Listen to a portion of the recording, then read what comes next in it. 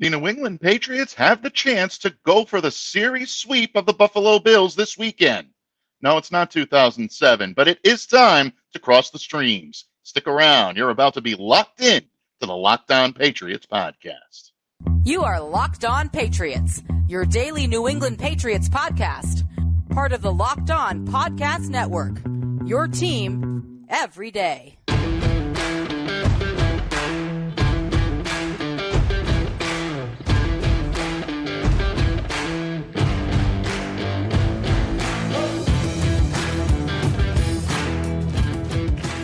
Hello to all of you Foxborough faithful, and thank you once again for making Locked On Patriots a daily part of your New England Patriots coverage. Don't forget, Locked On Patriots is available on all platforms, including YouTube, so make sure to download, subscribe, and follow to ensure that you get the latest episode as soon as it's available. I'm your host, Mike Debate. I cover your New England Patriots for Patriots Country of Sports Illustrated. Reach out to me and let me know what's on your mind on X at MDABATENFL. While you're out there showing some love to Locked On Patriots, please be sure to follow our account there as well at LO_Patriots. And Pats fans, it is that time of the week. It is crossover time here on the Locked On Podcast Network. And the New England Patriots traveling to Orchard Park, New York and Highmark Stadium, going to face the Buffalo Bills this coming Sunday, New Year's Eve, 1 p.m. kickoff. And if it's the Patriots and the Bills, that means Locked On Patriots and Locked On Bills crossing the streams. And without further ado, I welcome in my good friend and colleague, Joe Marino, host of the Locked On Bills podcast, as we bring you this crossover between Locked On Patriots and Locked On Bills. This crossover Thursday episode is brought to you by PrizePicks, the easiest and most exciting way to play daily fantasy sports.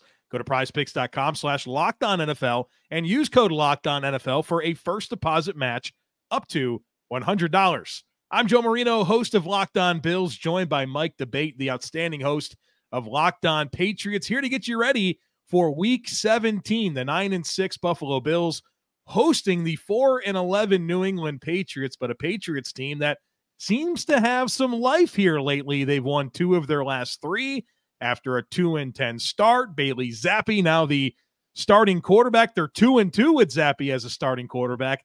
Defense is looking good. The Bills obviously trying to get to the postseason. A lot at stake here for these two football teams. Mike, welcome. And our second crossover of this season. Always a good time chatting football with you. Oh, absolutely, Joe. One of the best times of year. The holiday season always seems to include a little Patriots and Bills football. And what better way to cap the 2023 season? Almost cap the 2023 season with a little Patriots Bills up in Orchard Park. Always my honor and privilege to share the mic with you, my friend. Well, let's dig into it, Mike. Kind of got into some of the buzzy things with New England, with them winning 2 of their last 3, Bailey Zappe sparking this offense. Defense is playing quite well. I know the Bills are big favorites in Orchard Park, but the Patriots are quite the formidable opponent, especially with it being a division team. What's the big story right now coming out of New England? Well, you know, the talking heads and the click seekers are going to tell you that the biggest story in New England right now is whether Bill Belichick is about to coach his penultimate game as head coach of the New England Patriots. That is a big story, Joe. I'm not going to lie to you, but no matter how badly some may have wanted to be, it's not already written. I think that's still a story for another day. And the more you're hearing now from New England is that these are conversations that have yet to take place, and rightfully so. I'm thinking right now the biggest story in New England is whether or not Bailey Zappe is playing his way onto the roster for 2024. I'm not quite ready to go out on a limb and say this kid has to be strongly considered to be the Patriots starting quarterback next season, but he's making an argument and he's getting better a little bit each and every day, and he's making the moves that you need to make as a backup quarterback to ascend to a starting role that we didn't see Mac Jones make earlier this season. His stat sheet against the Broncos is not going to illuminate any type of highlight reel. 25 of 33, 256 in terms of yardage, and 2 third-quarter touchdowns. But what I thought was very interesting coming out of this game, Joe, is that all 33 of his pass attempts, not one throw that he made, was considered a turnover-worthy pass. So that's something that is a step in the right direction for Bailey. And again, I watched him make his progressions against the Denver Broncos. This is a very difficult defense to read. They give you multiple looks. They're going to give you dime looks. They're going to give you nickel looks. They're going to give you a lot in their base defense. Bailey Zappe was able to adapt and was able to pick it up fairly quickly and attack what they didn't do well. These types of formations that can trip up a young quarterback have only seemed to give him more fuel to the fire to make things better. So when you start seeing him play, his confidence gets higher, taking more shots down the field, gets more aggressive on third down. The New England Patriots offense all of a sudden looks serviceable. And for Patriots fans, that's enough, because for so long this season, it looked less than that. It's been a long time since we've seen some offensive progress here in New England. And I think that's the biggest story right now, is how can Zappe continue to move forward in the face of adversity and really essentially a lost season in New England. Well, Zappe, a historic college career at both Houston Baptist and then, of course, what he did at Western Kentucky, a ton of production. And it feels like, just from an instincts perspective, he feels like a more instinctive player to me than Mac Jones. And I think what's impressive about what Zappe's been able to do is he hasn't necessarily had the players around him in terms of just availability, guys being hurt, Juju Smith-Schuster, offensive line injuries, Ramondre Stevenson. And he's been able to step in and, not be the guy from day one and give this team some juice. And that's what they needed after that rut. I mean, it was like 3 weeks in a row they scored just a total of like 14 points or something like that. And then for them to get to Zappe and see it have some life to go with the defense. Like, the defense has been solid all season long. The run defense is really just not giving you anything. And so, I think you can look at this Patriots team and say 4-11 end of the season, but I think the context there tells you that this is an important game and a huge game for the Buffalo Bills. And as I get into the big storyline on that side of things, Mike, the Bills have kind of dug themselves out of a big hole, right? They had some costly losses, one of them being to the New England Patriots, losing to the Jets, having some really goofy losses along the way, but they've climbed themselves into a situation where they're now the number 6 seed in the AFC playoffs, and there's an opportunity for them to win the AFC East for a 4th consecutive season. They dug themselves out of the hole. And in fact, there's 14 different playoff clinching scenarios for the Bills this weekend. None of those scenarios include the Bills losing to the Patriots. All right, so you can get big-brained and talk about playoff seeding and if they can win the division next week and all that type of stuff. None of that matters if you don't take care of business against the New England Patriots. And let's face it, the Bills lost to a lesser version of this Patriots team earlier this season. And you had Mac Jones in that game registering his first ever game-winning drive. They scored a season-high 29 points. They used motion. They were very efficient on offense, 364 yards, over 50% on third down. Yeah, the same Patriots offense that got to the point where they replaced Mac Jones with Bailey Zappe, right? So, like I said, you lost to a lesser version of this team. And, I think we'll get into this a bit more in the matchups part of the conversation, but the Patriots gave the Bills some trouble. And obviously they won the game, so that is obvious. But thinking about just their defensive game plan and how they were able to free up some free runners at Josh Allen and the protection issues that the Bills had in that game. And then, for as below average as the Patriots offense has been this year, it wasn't in that game, right? So I think you need to learn a lot from that game and not take anything for granted. We talked about the wild card path is open. There are clinching scenarios, very logical, like not even hard things. The Bills win, the Seahawks beat the Steelers, and the Chiefs beat the Bengals. The Bills punch their ticket to the postseason, but they also have an opportunity to win the division. If the Bills beat the Patriots and the Dolphins lose in Baltimore, week 18, Bills-Dolphins in Miami is for the division. So it's all right there for the Buffalo Bills to still do it. But it doesn't happen without beating New England this week. So I trust that the Bills will come into this game focused, ready to go. You heard Josh Allen in his press availability on Wednesday talking about, hey, if he was in the Patriots side of things and the season didn't go like they wanted, but they'd love nothing more to spoil a division rival's hopes for the playoffs. And, obviously there's a lot at stake for players every single week in the NFL. So we've seen this Patriots team. They've won 2 of the last 3. They've beaten a couple of decent football teams along the way, and the Bills can take nothing for granted. I think the big storyline for the Buffalo Bills is the opportunity here. Yeah, absolutely. And I'm glad that you mentioned the need for a team to evolve and to grow and really grow into their strengths. You mentioned how the Patriots did that and how their offense, the last time these two teams played, was very efficient, using motion and whatnot. Having a quarterback like Bailey Zappe, I think, has helped them to grow into that strength. Give the Bills a lot of credit too. I think they've done that. They've had their offensive struggles earlier in the year for whatever reason. Things weren't clicking. The switch from Ken Dorsey to Joe Brady looks like it has really elevated that running game for Buffalo. Not only are you seeing James Cook emerge as a really top back in this conference, maybe even in this league, but you're seeing guys like Latavius Murray, Ty Johnson, Leonard Fournette now into the mix with the Buffalo Bills, really using that running game to open things up and help Josh Allen out a little bit. And even on the defensive side of the ball, the pass rush experienced some growing pains earlier with guys like Ed Oliver and AJ Epineza and guys like that really coming into their own. This is a much improved Bills team from the team that the Patriots saw just a few weeks ago as well. So I think it makes for a very entertaining and potentially really good matchup on Sunday.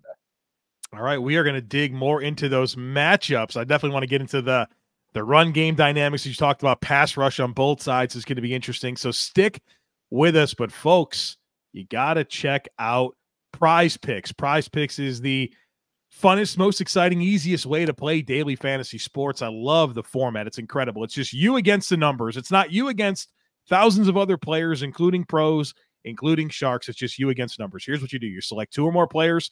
You pick more or less on their projected stats, and you place your entry. That's it. It doesn't take long. Picks can be made in under a minute. And then when you win, the withdrawals are super, super quick. I love all these sports right now. We have this fun time of year where the NFL is going, the NBA is going, the NHL is going, got college basketball. And with PrizePicks, you can cross-pollinate between the different sports. So if there's some projected stats that you like in a football game, you can work them together with some in a hockey game and really put together an entry that you love. So check it out. Go to prizepicks.com/LockedOnNFL and use code LockedOnNFL for a first deposit match up to $100. Again, that's prizepicks.com/LockedOnNFL and use code LockedOnNFL for a first deposit match up to $100. PrizePicks, daily fantasy sports made easy. All right, Mike, let's get into the matchups, the critical matchups that will decide this football game. I'll allow you to go first. What pops for you? Well, right now, if you're the New England Patriots, in order to gain any traction and in order to hope to carry some of the momentum you have offensively over into this game, New England has to establish the run. That was actually an area where I think they could have done a much better job against the Broncos, albeit their top back, Ramondre Stevenson, has been on the shelf with an ankle injury. But if there's an area where this Buffalo defense could be ripe for the pickings for New England, it's establishing the run. Buffalo right now in the middle of the pack in run defense. They're certainly not deficient in that area, but not among the league's top teams. They're allowing a shade over 111 yards per game, but on a per carry basis, that number drops to 4.6 yards per attempt.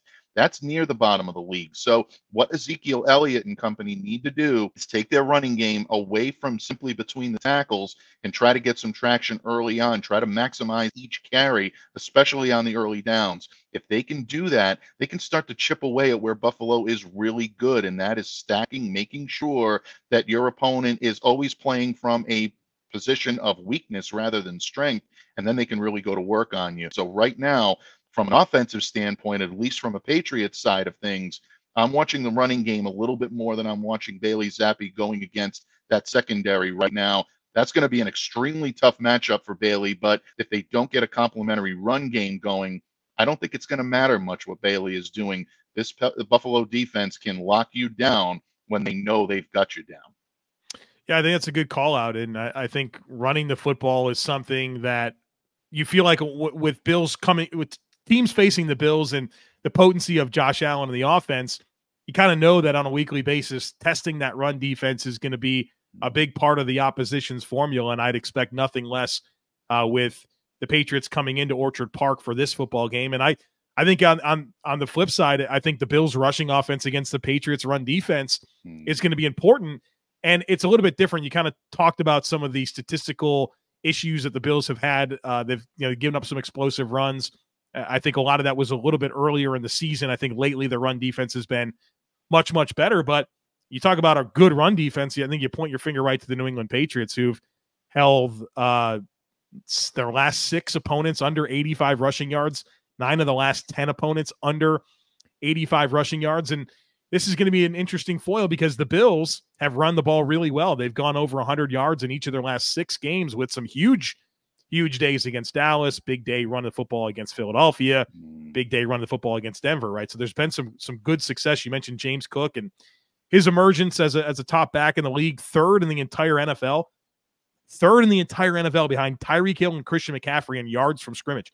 Number 3 is James Cook. So, that's going to be an interesting dynamic to see how the Bills, if they can have success against New England running the ball, because New England hasn't really been giving up rushing production. And so I know stylistically the Bills present some different challenges than other teams, but I think that's going to be a big storyline in this football game is, how both teams run the football. And it's interesting, Mike, because we got Josh Allen, we got Bailey Zappe, who sparked this team. We both really wanted to start this conversation with the run game dynamics offensively for both teams.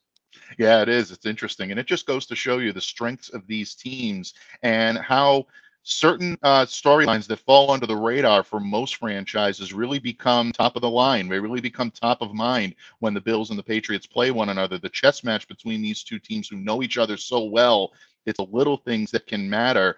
And again, you mentioned, Buffalo and the emergence of James Cook. One of the big reasons why that Patriots run defense has been so stingy is the emergence of Christian Barmore, who's been a beast along the Patriots front 7. That ability to push the pocket and his strength, but also his fluid movement, his hand placement, that makes him someone that the Bills have to account for. But he hasn't been alone. Guys like Lawrence Guy, Devon Godchow, Anthony Jennings, Dietrich Wise, Jawan Bentley. I can keep naming guys that have come up big for that Patriots run defense. It's going to be a challenge for Buffalo to run the ball against this team. But again, there is a dynamic there with that multifaceted rushing attack that does give me pause to say, oh, this is an automatic feather in the cap for the Patriots. Patriots are going to have to earn every stop they get because Buffalo is that much better than a lot of the competition they played recently at being able to effectively move the ball on the ground. And you got to give Joe Brady some credit for that as well. I'm also interested in the Bills' protection schemes, pass protection schemes against the New England Patriots. We know that the Patriots will blitz, right? 33% blitz rate, 7th highest in the NFL. And if you go back to week 7, the Bills lost to the Patriots. They blitzed Josh Allen 50% of passing plays. That's a huge, huge number. And they got pressure on 41% of all passing plays. And so I thought they did such a good job in week 7 of scheming up their rush. And, it's not, we talk about pass rush, and sometimes it's really cool to see a pass rusher run a circle around an offensive lineman and make a play. But a lot of times there's a coordinated rush and you're trying to free up runners. You're trying to create advantageous one-on-one battles. And I thought the Patriots coordinated such a good rush plan in week 7. And I think it really flustered the Bills offensively. It flustered Josh Allen. And I think it's going to be a big test this time around. I think for the entire season, I think the Bills' offensive line and pass protection has been really good, but there's been some leaky moments, and one of them being against this Patriots team in week 7. You mentioned Christian Barmore. What, he had 3 sacks last week against Denver. And Barmore's one of those guys going back to Alabama. I've always thought to myself watching him play that he's going to be as good as he wants to be because there's not lacking anything. He's explosive. Right. He's got good technique. And when that motor is cranked, man, he's a load to deal with. Josh Uche's healthy, and he wasn't healthy last time these two teams played. Right. And his speed dynamic that he presents off the edge is a big deal. Dietrich Wise, long arms. He's a really good piece of that rush because I think he can set picks and allow guys to kind of take some free lanes, and he can win one-on-one as well. And they're going to blitz guys from different angles, DBs, linebackers. So the big point I'm trying to make here is the Bills' protection schemes, which I think failed in week 7, have got to be better this time around. And the Patriots come at this from a position of strength because they set the tone. They won the first battle. And now it's on the Bills to not only figure out how to be better against what they did, but also now you got to anticipate what's coming and be able to get ahead of what's coming, where the Patriots can really get creative with how they want to attack it. And I felt like just going back to week 7, whether it was the offensive game plan or the defensive game plan for the Patriots, it felt like it was a long time in the making. Like it felt like this was a big priority. I think the Bills had that recent success against New England, and Belichick and his staff, I think, put a lot into, all right, what do we really need to do to expose some issues for the Bills? And I thought they did that in week 7, and we'll see what the counterpunches look like in week 17. Yeah, and I think that counterpunches are definitely going to be something that is going to concern New England. They do have to win those battles up front with the pass rush and the Bills' offensive line because the Patriots' secondary right now is extremely banged up. You're looking at a rookie in Alex Austin. You're looking at Jonathan Jones, who is a solid corner, without a doubt, their top corner, but he's been battling knee and ankle injuries all season long. He's kind of hobbling along right now a little bit. That's an area where the Patriots might be a little bit deficient. Sean Wade, obviously, there's talent that always flashes, but bottom line, folks, I mean, he hasn't had a whole lot of pro level experience to add to that resume. And then you got the workhorse, Miles Bryant, who's really pretty much doing a little bit of everything right now, but there are always issues when it comes to his ability to cover as well. So if Josh Allen is able to stay ahead of that pass rush and keep them neutral, that's where I think they're better off than they're better suited than they were when these two teams played in week 7. Allen has been much more willing to spread the ball around, and I think that's going to help him in this game.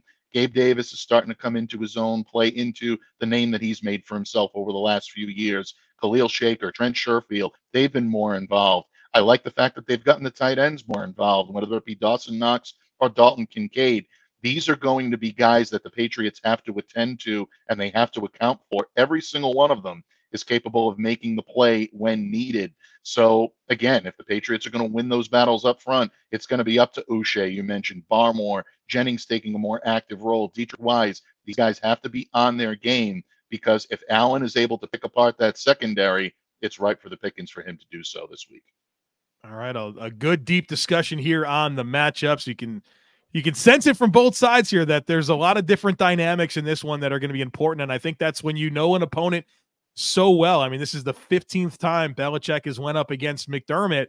There's a lot of familiarity here, and so the answers are in the margins, right? It's in the margins, and hopefully Mike and I are doing a good job of unpacking that for you. All right, in just a moment, we're going to talk about the path to victory for both sides. We're going to offer a prediction as well, so be sure to stick with us.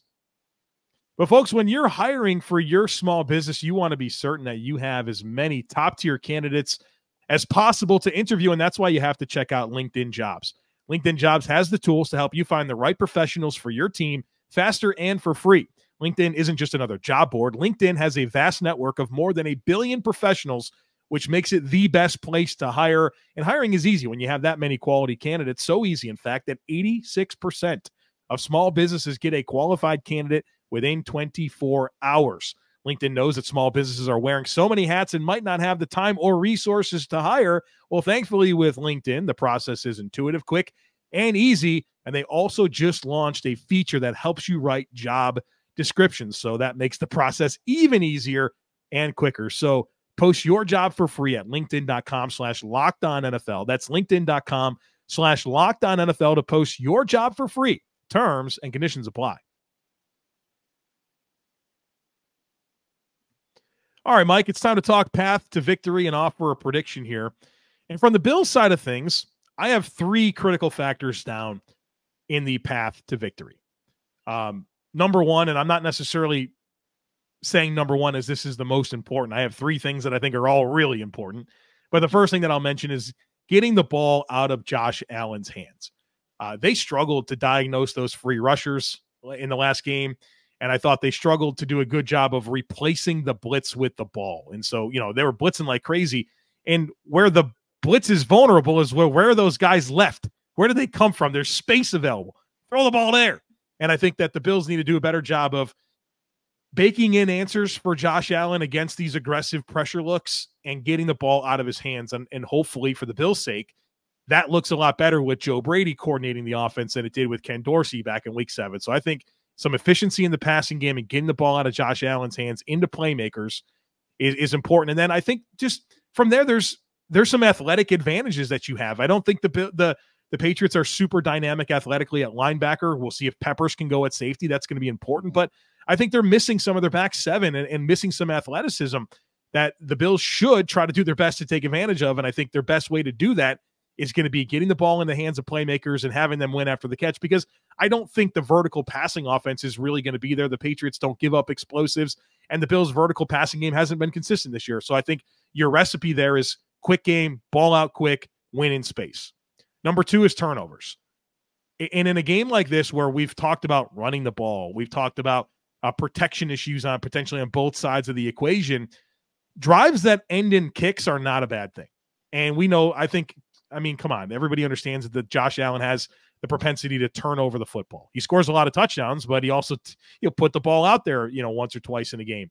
And I think taking care of the football, valuing the ball on both sides of the equation is going to be critical. And I think, the Bills overcame their last game against the Chargers where they were 3-0 in takeaways. They turned it over 3 times, didn't get any takeaways, and they were able to win that game. That doesn't typically happen. And I think it's going to be important for both teams to value the ball in this one and understand that drives that end in kicks are not a bad thing. And then the last thing is just keep Bailey Zappe guessing. He's a young quarterback. He's had some success, but he's a young quarterback. And I think your experience on the defensive side of the football at all levels, your coaching that you have, should be able to mix up the looks, disguise coverages, and really present a lot of challenges that keeps Bailey Zappe guessing. And like I said, I think he's a much more instinctive player than Mac Jones, and that has led to the success that he's had recently. But I still think you need to make him prove it against you. And I'd be willing to be aggressive with blitzes. I'd be willing to be aggressive with some tighter alignments where you're playing some press, getting in the face of receivers, throwing off progressions and timing, and even some softer looks to just keep it mixed up and keep his head spinning the best that you can. And I know that he's shown a lot of poise this year, but I would test that the best of my ability defensively. Absolutely. And I think those are excellent points to make. And I also have a 3-pronged attack about the way that New England will want to approach this game. And the first is limiting turnovers and penalties and egregious self-inflicted wounds that the New England Patriots continue to put themselves in holes. And this has been a problem for this team all year long, especially when it comes to the turnover differential. Joe, the Patriots are right now at -7 in turnover differential. They're a different team when they protect the football. It builds momentum. It preserves it. Bailey Zappe is able to play with confidence. When they don't, and this is true of whether Zappe is in there or whether Mac Jones is in there, it really derails what this team does well. It puts a lot of pressure on the defense to make stops and to be flawless. And against the Buffalo Bills, good luck with that. That's not something that the Patriots have the luxury of being able to say, we can go in there and pitch a shutout. This team's way too talented for that. And it also puts an undue amount of pressure on a young quarterback, like you mentioned, in Bailey Zappe, and it's going to force him into mistakes. They need to play mistake-free football, and the way they do that is to protect the football and not commit costly turnovers, costly penalties, missed tackles on special teams. This has been a problem for this team all season long, so they need to be fundamentally sound. And if the Patriots are fundamentally sound, they can pretty much have a puncher's chance with anyone. The other side of that, in part two, is aggressiveness, not just on the offensive side of the ball, taking shots downfield, which we've seen Bailey Zappe do, but keep the foot on the accelerator on defense, play this team aggressively on defense, take away the opportunity for them to remain comfortable and always keep them guessing. And that includes maybe forcing a turnover of their own. Jelani Tavai and Marte Mapu come into this matchup, Joe, each having forced a turnover in the last 2 games that have led to some big moments for New England. They had a pick against Kansas City, a forced fumble against Denver. Look for those guys to be active, especially if Jabril Peppers is either limited or out for this game. It's going to be a big game for Marte Mapu and Jelani Tavai to show that aggression. And lastly, I come back to it. We talked about this a little bit in the previous segment, but it's so important for the Patriots to establish the run early.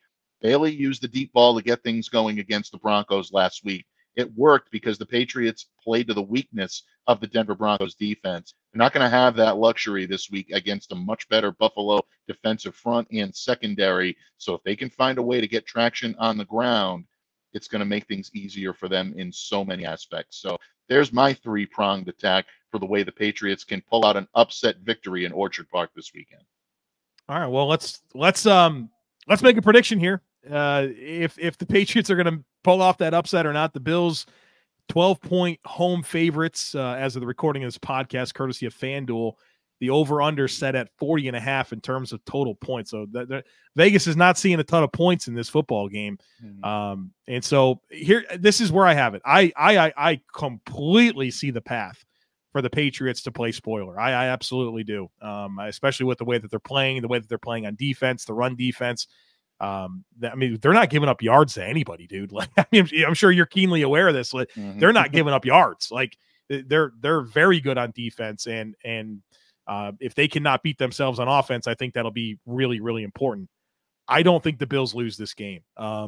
They've been a really good team at home this year. Their only loss at home was Denver in a game where the Bills turned it over 4 times. And then, of course, had that very costly penalty at the end of the game where the Broncos missed the game-winning field goal, but the Bills had 12 men on the field, and they got a second chance, and they made it, right? That was their one loss at home. They've been a very good team at home. They've had their hiccups on the road, whether it was at New England, at the Jets, at Cincinnati, London, right? Again, the Jacksonville game, right? That's where their hiccups have come. Haven't come at home. I think they take care of this one. We'll see what happens with Baltimore and Miami, but I think that they get their 10th win and have a good chance at punching their ticket to the postseason.